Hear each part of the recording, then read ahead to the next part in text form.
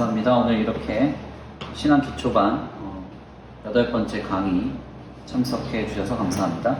오늘 우리는 이제 말씀과 함께하는 생활 2번째 시간으로 하나님의 말씀을 어떻게 붙들고 씨름할 것인가 좀 더 심화적인 과정을 함께 나누려고 합니다. 자, 잠깐 기도하고 시작하겠습니다. 하나님 감사합니다. 주님의 은혜 가운데 이렇게 한자리에 모여서 신앙 기초반 강의를 듣습니다. 주님, 이 강의가 우리의 신앙에 유익이 되게 하시고 하나님 나라를 세워가는 거룩한 지체들로서 주님의 성도들이 준비되는 복된 귀한 과정이 되게 하여 주옵소서. 신앙의 기초를 다지면서 어렵고 고단한 중에 있는 우리 성도들을 위로하여 주시옵시고 하나님 주신 은혜로 말미암아 하나님을 더 깊이 알아가는 은혜가 지혜가 있게 하여 주옵소서. 도우실 줄 믿고 감사함 올려드리오며 사랑과 은혜가 많으신 우리 주 예수 그리스도의 이름으로 감사하며 기도 올려드립니다. 아멘. 네, 감사합니다. 오늘 이렇게 귀한 자리에 오셔서 8번째 강의까지 함께 해주셔서 감사합니다. 오늘은 이제 하나님의 말씀과 함께하는 생활 2번째 시간으로 조금 더 하나님의 말씀을 어떻게 붙들고 씨름할 것인가 좀 더 깊이 나눠보려고 합니다. 지난 시간에 나눴지만 하나님의 말씀은 하나님의 뜻을 계시했다 그랬습니다. 계시. 특별 계시로서 아주 명확하고도 하나님의 뜻이 선명하게 밝히 드러내어 전해지는 것이 바로 이 66권의 이 성경이라고 할 수가 있습니다. 그렇기 때문에 신앙생활은 하나님의 뜻을 붙들고 하나님이 계시하시는 말씀과 하나님이 계시하시는 그분의 의지 그리고 그분의 계획, 섭리를 붙들고 살아가는 삶이기 때문에 결국 성경을 붙들지 않고서는 신앙생활을 바르고 건전하게 할 수 없다라고 말씀할 수 있겠습니다. 특별히 이 성경을 그러면 붙들고 산다, 혹은 성경을 의지하고 산다, 혹은 하나님의 말씀을 늘 이렇게 은혜 가운데 의지하면서 그 하나님의 말씀대로 살아간다라고 할 때 결국은 이 성경을 바르게 해석하면서 마음에 잘 심고 또 적용하는 것이 중요할 텐데요. 성경 해석의 방법은 크게 이 4가지의 방법이 있다 그렇게 말씀을 드렸습니다. 그래서 성경은 여러 장르로 구성이 되어 있다고 말씀을 먼저 드렸어요. 그래서 이 구약 같은 경우는 토라라고 하는 모세 오경이 있고, 그리고 그 다음에 역사서가 있고, 그리고 그 다음에 이제 지혜서가 있고, 그 다음에 예언서가 있어요. 신약 같은 경우는 복음서가 있고, 역사서, 즉 사도행전이라고 불리는 역사서가 있고, 그 다음에 서신서가 있고, 그 다음에 이제 소위 예언서로 분류가 되는 묵시문학, 즉 요한계시록서가 있습니다. 자, 이렇게 각각의 장르들이 다 다릅니다. 그렇기 때문에 가장 먼저는 이제 이 문학적인 해석의 방법이라고 할 수 있는 그 장르별로 하나님 안에서 그 뜻과 하나님 안에서 그 의미가 우리에게 읽혀져야 되겠고요. 두 번째는 이제 그 성경을 읽어가면서 그 문맥적인 어떤 흐름 속에서 내가 너무나 인상적이게 읽었던 한 구절의 말씀 전후로 이 말씀이 어떠한 맥락 속에서 나온 것인가, 그리고 어떠한 말을 지금 하고 있는 것인가를 확인하는 그런 어떤 내용으로서 문맥적 해석이 있다라고 말씀드릴 수 있겠습니다. 특별히 이 텍스트, 그러니까 이 문학적인 해석이든 문맥적인 해석이든 이 텍스트가 이 개역 개정판 같은 경우는 오늘 우리의 언어와 같지 않고 굉장히 무겁고 또 이 고대의 언어를 많이 사용하기 때문에 읽기가 많이 버거울 수 있어요. 그래서 이 일반 성도들은 이 텍스트를 조금 변경해서 표준 세번역 성경이나 혹은 이제 쉬운 성경, 혹은 이제 현대인의 성경 등을 이용하면 이 텍스트를 좀 가볍게 접하면서 이 말씀이 이렇게 분명하게, 선명하게 우리에게 이런 뜻으로 이해가 되는구나 확인을 할 수 있다고 했습니다. 좀 영어를 좀 편안하게 읽으시는 분들은 NIV나 아니면 이제 NASB나 아니면 이제 KJV 이런 번역들을 번갈아 읽어보면 한국어보다도 조금 더 선명하게 그 뜻을 이제 이해하실 수가 있으실 겁니다. 그래서 문학적 해석과 문맥적 해석은 이제 소위 이제 텍스트에 관한 것인데, 이 텍스트에 관한 부분들에 있어서는 이렇게 번역을 견주어 보면서, 번역을 바꿔 보면서 좀 쉬운 번역들을 이렇게 함께 병행해서 읽어보면서 이해를 하시면 성경의 바른 해석에 도움을 받으실 수 있다 말씀을 드렸고요.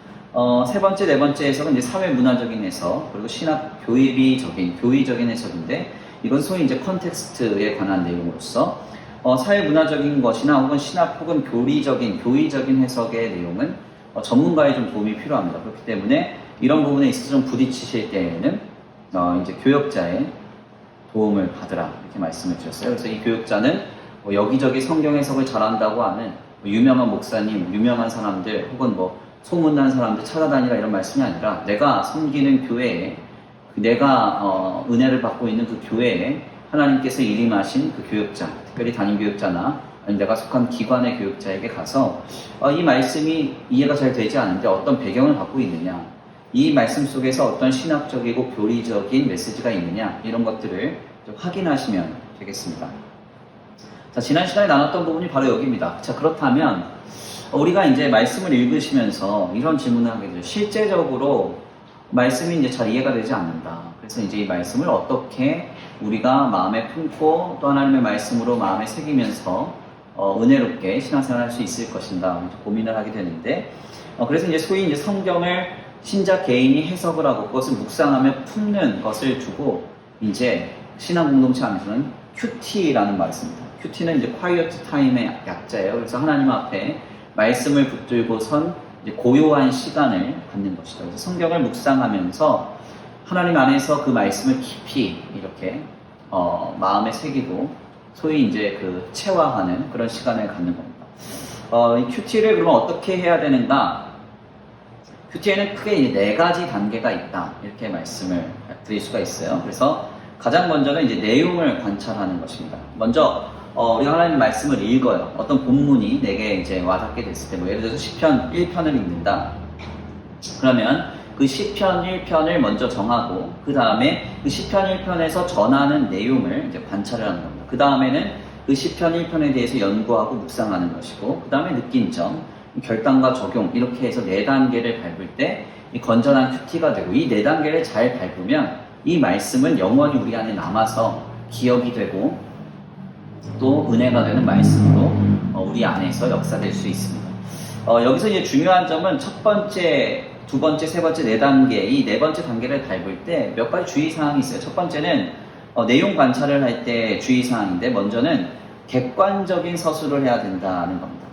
객관적인 서술. 제가 이제 아까 말씀드렸던 이 시편 1편을 예를 들면, 자, 우리가 이제 시편 1편을 보면 소위 이제 복 있는 사람에 대한 증언이잖아요. 그래서 복 있는 사람은 악인의 꾀를 쫓지 않고 오만한 자리에 앉지 않고 오직 여호와의 율법을 주야로 묵상하며 즐거워하는도다. 이런 이제 말씀 우리에게 전해지죠. 자, 그러면 이 내용을 적을 때 어떻게 해야 되냐면 우리 생각을 막 이제 담으면서 이 내용을 이제 관찰하시는 분들이 있어요. 그래서 복 있는 사람은 말씀을 사모하는 사람이구나. 하나님의 말씀을 이렇게 사랑하고 사모하고 하나님의 말씀에 열심히 내는 사람이구나. 그 말씀 그대로 적는 게 아니라 이 말씀에서 내가 생각하는 내 감정과 내 판단과 내 개념을 집어넣어서 이제 그 성경을 묵상하는 게 첫 단계를 밟으시는 분들이 있습니다. 이것은 이제 사실 건전한 이제 성경 묵상의 첫 단계가 될 수 없어요. 첫 번째 이 내용 관찰에 있어서는 가장 중요한 게 뭐냐면 객관적인 서술. 그래서 그냥 있는 그대로 적는 겁니다. 시편 1편을 보니까 복 있는 사람은 악인들의 꾀를 따르지 않는다고 합니다. 죄인의 길에 서지 않는다고 합니다. 오만한 자리에 앉지 않는다고 합니다. 그리고 그는 여호와의 율법을 묵상하며 그의 율법을 주야로 묵상하는 자라고 합니다. 이런 식으로 객관적으로 쭉 적는 겁니다. 자, 그러면 그 다음 단계는 뭔가? 연구와 묵상이에요. 읽다 보면은 의문이 가는 내용이 있을 거 아닙니까? 의문이 나는. 그러니까 예를 들어서 이제 시편을 쭉 읽다가 악인들에 대해서 나오는데 시편 1편 기자는 악인들을 왜 악인이라고 칭하는가? 네. 4절 말씀 보니까 뭐라고 해요? 악인들은 그렇지 아니하며, 결국 이 복 있는 사람과는 반대되는 길에 서 있는 사람이구나. 그래서 이제 질문을 하고, 왜 시편 기자는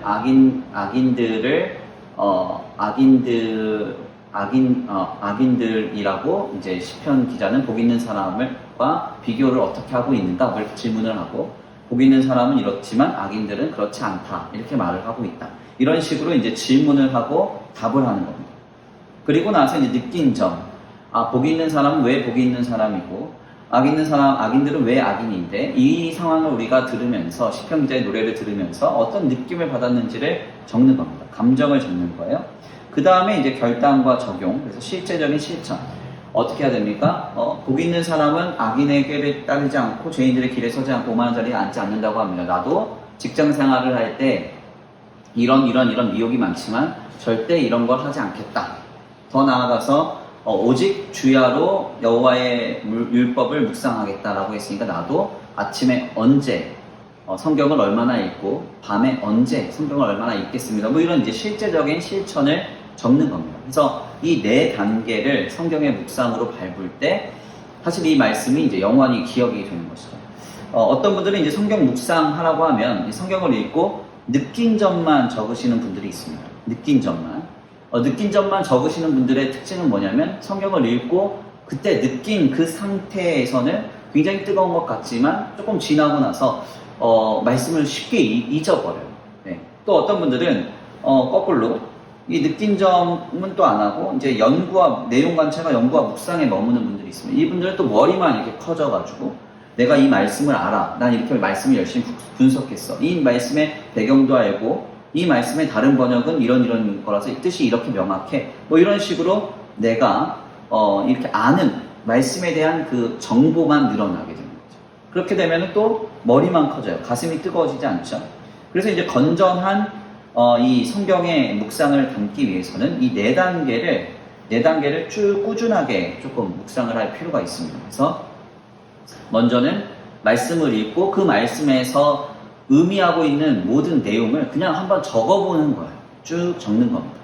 그래서 이렇게 이런 내용을 담고 있습니다. 예수님이 제자들과 함께 이 갈릴리 바다를 지나가실 때 풍랑이 크게 일어서 모두가 다 죽게 되었지만 예수님께서 말씀을 하셔서 풍랑이 잠잠하게 됐습니다. 이렇게 이제 쫙 적는 겁니다. 그러고 나서 연구와 묵상을 하죠.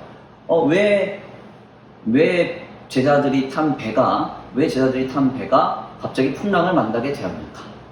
그러면 이제 그 말씀을 쭉 보면 그 말씀 마지막에 이런 말씀이 있어요. 저가 누구이기에 바다도 잠잠케 하는가? 사람들이 그렇게 고백했다. 즉 예수께서 그리스도이심을 나타내기 위한 기적이었음을 우리가 여기서 확인을 할 수가 있습니다. 주님이 또 이 과정에서 제자들을 향해서 어찌하여 두려워하느냐 믿음이 적은 자들아 이렇게 말했잖아요. 왜 주님께서 제자들을 책망했는가? 예수님이 함께 탄 배였기에 절대 침몰하지 않음을 이 제자들이 믿었어야 함에도 불구하고 두려워하여 예수님을 깨웠잖아요. 주무시던 예수님을. 그래서 그것 때문에 책망을 받은 거죠. 그런 것들에 대해서 연구와 묵상에서 질문하고 답하고 하는 거예요. 그러면 이제 그 과정에서 느낀 점이 생기겠죠. 그렇구나. 예수님이 함께하는 배는 절대 침몰하지 않는다. 나는 왜 이렇게 불안해할까? 내 인생은 주님과 함께한다고 하면서 왜 이렇게 어려워할까? 뭐 이런 어떤 내용들을 이제 마음에 깊이 이제 새기게 되는 거죠. 그래서 이제 감정을 느끼고 또 우리 주님의 말씀에는 모든 것들이 다 순종하고 또 이렇게 하나님의 말씀 앞에 다 굴복하게 되는구나. 우리 예수님은 만왕의 왕이시고 만주의 주가 되시는구나. 이런 것을 이제 느꼈다. 그러고 나서 이제 결단과 적용 어떻게 해야 됩니까? 오늘 내 삶은 이제 주님과 함께하는 삶임을 믿기 때문에 두려운 어떤 상황이 내게 있었지만 나는 이것을 하나님께 맡기면서 담대하게 살아가겠다. 이런 어떤 구체적인 내용들을 적어보는 겁니다. 지금 내게 당장에는 물질의 문제가 있어. 내 앞날이 매우 불안하고 어렵지만 하나님께서 나와 함께 하심을 믿고 주님 한 말씀 한마디면 모든 문제가 잠잠게 될 것이라고 믿고 지금 내가 처한 이 문제도 주님이 해결해 주실 것이라고 믿으면서 나는 잠잠히 주님을 바라봐야 되겠다. 이러면서 이제 그 결단과 적용을 이제 적어보는 겁니다. 그렇게 되면 이 성경의 묵상이 이제 완료가 되고 이렇게 묵상한 여러 구절의 이제 큐티들은 마음에 깊이 남아서 우리의 인생을 지켜주는 등불이 되는 것이죠. 그러니까 안타까운 점은 무엇인가 하냐면 많은 분들이 성경은 읽습니다. 1독도 하고 100독도 하고 어떤 분들은 만독도 했다 이렇게 얘기는 하시지만 중요한 것은 성경을 많이 읽는 것, 다독하는 것보다 정독하는 것이 중요하고 정독하는 것보다 어떤 게 더 중요하냐면 묵상하면서 마음에 깊이 새기는 게 중요한데 성경을 많이 읽는 분들은 많지만 이 성경을 정말 깊이 묵상하면서 마음에 새기고 품으시면서 읽으시는 분들은 많지 않다. 그래서 성경의 단 한 구절, 시편 1편을 읽든 2편을 읽든 4편을 읽든 간에 그 말씀을 내용 관찰과 연구와 묵상, 그리고 느낀 점과 결단과 적용에 이르기까지 이 4단계를 밟아가시면서 이 하나님의 말씀을 깊이 읽으시는 것이 상당히 중요하다라고 말씀드릴 수가 있겠습니다. 자, 그래서 이 부분을 이제 다시 한번 우리 귀한 우리 성도님들이 하나님의 말씀과 함께하는 생활의 두 번째 심화 과정으로서 한번 실천해 보시기를 부탁을 드려요. 그냥 다만 넘어가는 것이 아니라 그냥 이제 다만 이것을 지나치는 것이 아니라 이 말씀을 이제 이렇게 한번 적용해 봐야 되겠다 해서 하루에 어떤 말씀을 읽다가 정해 놓으시고 그 말씀 한 구절이면 한 구절, 5구절이면 5구절 그 구절을 읽으시고 내용 관찰, 연구와 묵상, 느낀 점, 결단과 적용에 이르기까지 4단계로 이 말씀을 이제 깊이 들여다보시는 게 한번 그것을 해보시면 좋겠습니다. 자, 그러면 오늘 강의는 여기까지입니다. 여기까지만 하고요. 다음 시간에 조금 더 구체적으로 이제는 말씀 그 이후에 이제 기도에 대한 부분 함께 나누도록 하겠습니다. 잠깐 제가 기도하고 마치겠습니다. 하나님 감사합니다. 오늘 귀한 자리로 인도해 주셔서 감사합니다. 주님의 은혜 가운데 하나님 이렇게 하나님의 말씀과 동행하는 신앙생활의 두 번째 심화편을 나누게 하시면 감사합니다. 하나님의 성경을 우리가 깊이 묵상하며 하나님 말씀을 의지하며 살아가기가 많이 어렵지만은 주님의 은혜 가운데 하나님 이 일을 힘있게 감당해 내기를 원합니다. 주님 한 구절의 말씀을 읽더라도 그 말씀을 자세하게 객관적으로 관찰을 하고 또한 연구와 묵상을 하며 또한 느낀 점을 적고 결단과 적용으로써 하나님의 말씀의 그 바른 큐티의 단계를 밟음으로써 하나님의 말씀이 우리 가운데 깊이 새겨지는 역사가 있게 하여 주옵소서. 그래서 그 말씀이 내 발의 길이 되고 등이 되는 역사가 있게 하여 주옵소서. 도우시고 인도하시며 함께 하실 줄 믿고 감사함 드리오며 사랑과 은혜가 많으신 우리 주 예수 그리스도의 이름으로 기도를 드립니다. 아멘.